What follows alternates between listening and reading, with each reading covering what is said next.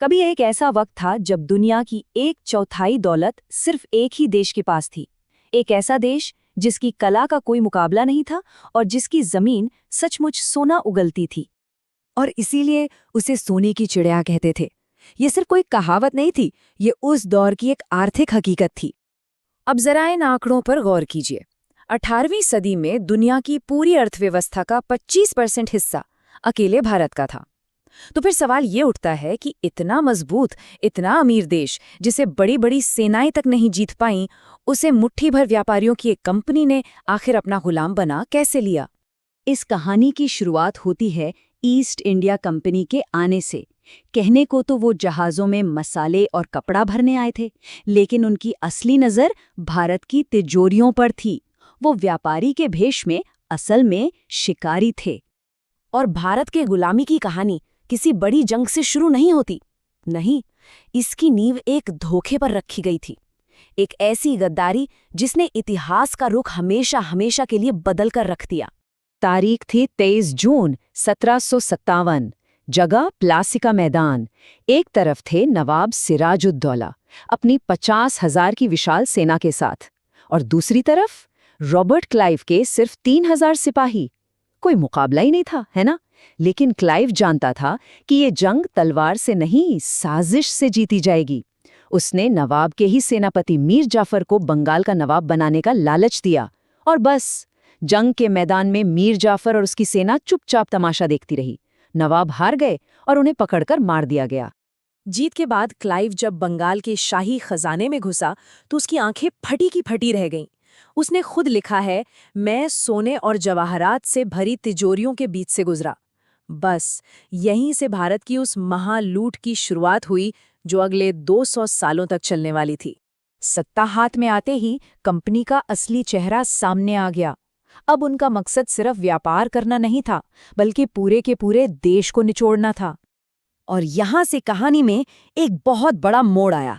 साल 1765 में मुगल बादशाह ने कंपनी को दीवानी राइट्स दे दिए। इसका मतलब क्या था? इसका मतलब था कि बंगाल, बिहार और उड़ीसा के करोड़ों लोगों से टैक्स वसूलने का कानूनी हक अब एक प्राइवेट ट्रेडिंग कंपनी के पास था। सोचिए, इतिहास में पहली बार एक कॉरपोरेशन, एक सरकार बन गई थी। और इसका असर बहुत ही भयानक था। देखिए, भारतीय राजा अपनी प्रजा से फसल का करीब 10% टैक्स लेते थे। वहीं कंपनी ने किसानों पर 50% से भी ज्यादा का टैक्स थोप दिया। उनका तो बस एक ही मकसद था, हर हाल में सिर्फ और सिर्फ मुनाफा कमाना।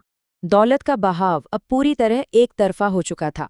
जैसा कि कहा भी जाता है, पैसा गंगा के किनारे से निचोड़ा जाता और उसे लंदन में टेम्स नदी के किनारे उंडेल दिया जाता। इस बेरहम लूट का नतीजा 1770 का बंगाल का भयानक अकाल। अंदाजा है कि इसमें करीब 1 करोड़ लोगों की मौत हुई। और ये कोई कुदरती आफत नहीं थी। नहीं, ये कंपनी की नीतियों से पैदा किया गया एक नरसंहार था। एक तरफ लोग भूखे मर रहे थे और दूसरी तरफ कंपनी ने अनाज के गोदाम भर रखे थे जिसे वो कई गुना ज्यादा कीमत पर बेच रही थी। इतना ही नहीं, अकाल के सबसे बुरे दौर में टैक्स 10% और बढ़ा दिया गया। किसानों को चावल गेहूं की जगह नील और अफीम उगाने पर मजबूर किया गया। क्यों? क्योंकि उससे कंपनी का मुनाफा ज्यादा होता था। जमीन और किसान को लूटने के बाद कंपनी ने भारत की पहचान, उसके हुनर पर हमला किया, और निशाना बना भारत का दुनिया भर में मशहूर कपड़ा उद्योग। सीधी सी बात थी, जब तक भारत का कपड़ा बिकता, ब्रिटेन की मिलें उसका मुकाबला कर ही नहीं सकती थी। तो इसके लिए एक बहुत ही चालाकी भरी ट्रेड पॉलिसी बनाई गई। अगर भारत का कपड़ा ब्रिटेन जाता तो उस पर 80% तक का भारी भरकम टैक्स लगता, लेकिन ब्रिटेन की मशीनों से बना कपड़ा जब भारत आता तो उस पर लगता 0 टैक्स। ये किसी भी इंडस्ट्री को तबाह करने का एक सीधा साधा पर बेहद क्रूर प्लान था। पहले अपने सस्ते माल से बाजार को पाट दो और फिर स्थानीय कारीगरों का काम छीन लो। जो बुनकर इसका विरोध करते, उनके करघे तोड़ दिए जाते थे। कुछ रिपोर्ट्स तो यहाँ तक दावा करती हैं कि दुनिया की सबसे बेहतरीन मलमल बनाने वाले कारीगरों के अंगूठे तक काट दिए गए थे ताकि वो अपना हुनर दोबारा कभी न दिखा सकें। इस तबाही का मंजर इतना दर्दनाक था कि 1834 में खुद भारत के governor general Lord William Bentinck को ये लिखना पड़ा कि भारत के मैदान कपास के बुनकरों की हड्डियों से सफ़ेद पड़े हैं।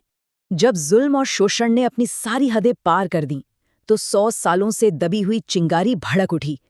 ये गुस्सा अब एक ज्वालामुखी बनकर फटने को बिल्कुल तैयार था। 1857 में पूरे उत्तर भारत में आज़ादी की पहली बड़ी लड़ाई शुरू हुई।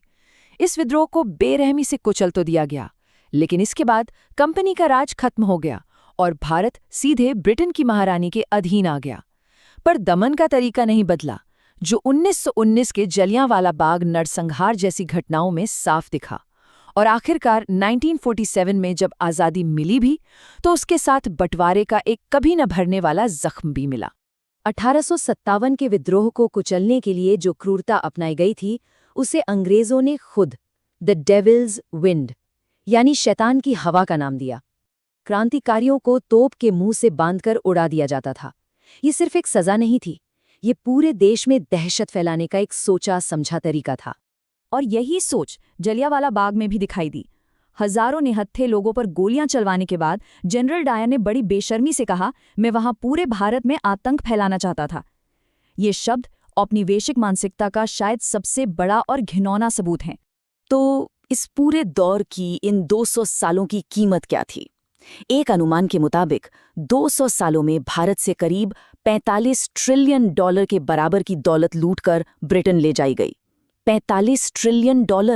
जरा सोचिए, ये कितनी बड़ी रकम है। ये आज के ब्रिटेन की पूरी अर्थव्यवस्था से भी कई गुना ज्यादा है। उस सोने की चिड़िया के पंख नोच लिए गए थे, उसे तोड़ा गया था, लेकिन उसने फिर से उड़ना सीखा और आज भी उड़ रही है। पर सवाल यही है कि इतिहास जो गहरे जख्म देता है, क्या वो जख्म कभी पूरी तरह से भर पाते हैं?